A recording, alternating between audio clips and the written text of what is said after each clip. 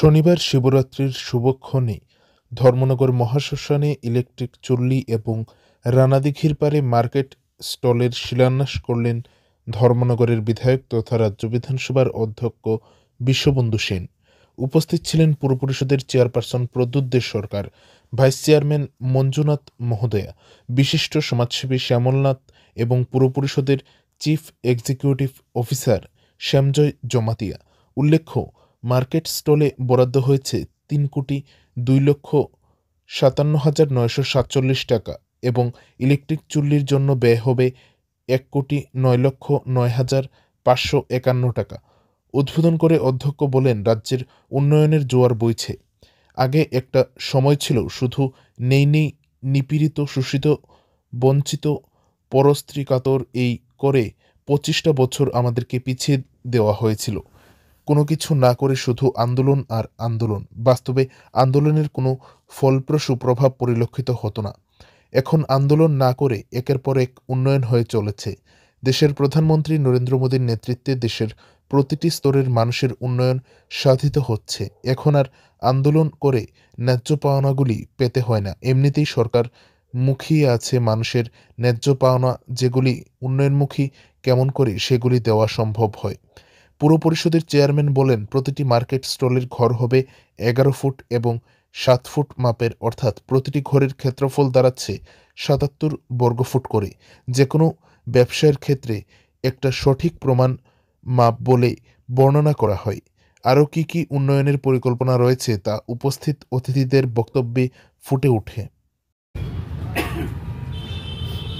ছাত্র অবস্থা থেকে, রাজনৈতিক জীবন থেকে, ভারতবর্ষের বিভিন্ন জায়গায় যখন গেছি, এক একটা জিনিস দেখতে আমার মনটা খুব কষ্ট পেতাম।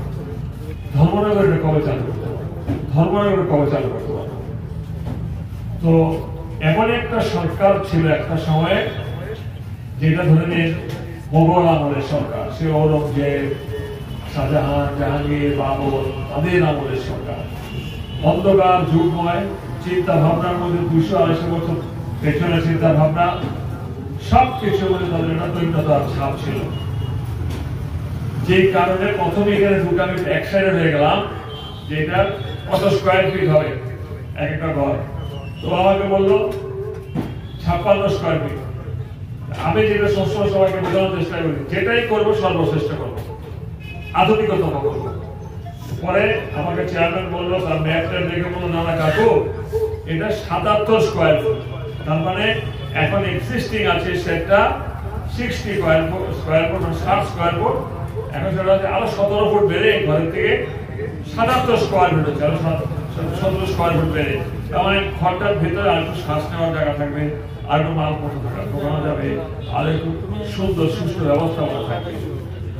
তার কারণে মন এবং মানসিকতা ভারতবর্ষের সঙ্গে আমরা পিছুতে পিছুতে পিছুতে পিছুতে এমন একটা জায়গায় চলে এলাম, মন এবং মানসিকতা, পারস্পরিক লাগালাগি, পারস্পরিক ছলনা।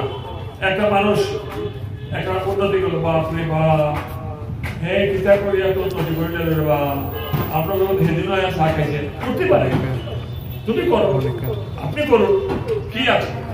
এই জিনিসগুলো কাটিয়ে আমরা অনেকটা উঠিয়েছি। আপনারা আশীর্বাদ করুন নরেন্দ্র মোদীর নেতৃত্বে ভারতবর্ষে বিজেপি সরকার যেন আরো কমসে কম ৫০ বছর থাকে, তাহলে অন্য সব পার্টি বিলীন হয়ে যাবে, মাটিতে বিলীন হয়ে যাবে।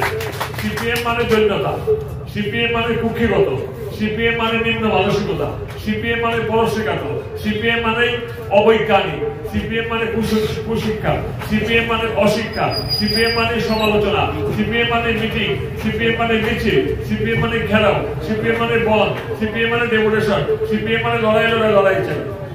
করতে করতে করতে করতে করতে ২৫ বছর কাটিয়ে দিলাম। এখানে অনেকে সিপিএম কে ভোট দিয়েছেন, আমি জানি বুঝি। দেখ, নিজের উন্নতিটা ভাবতে হবে, নিজের চিন্তা ভাবনাকে ব্রড করুন, ব্রড উন্নত মানসিকতা করুন। নাইলে আমরা যদি সঠিকভাবে হাত ধরতে না পারতাম, তাহলে ধর্মগঞ্জ চেয়ার আসতো না। এই পুকুরের জলে কিন্তু আমি আমার ছেলে মেয়েদেরকে সাঁতার শিখিয়েছি। আমি পুকুরে আগে প্রতিদিন স্নান করতাম। এখন এই পুকুরটা কে নষ্ট করেছে? আমি, আপনি সকলে।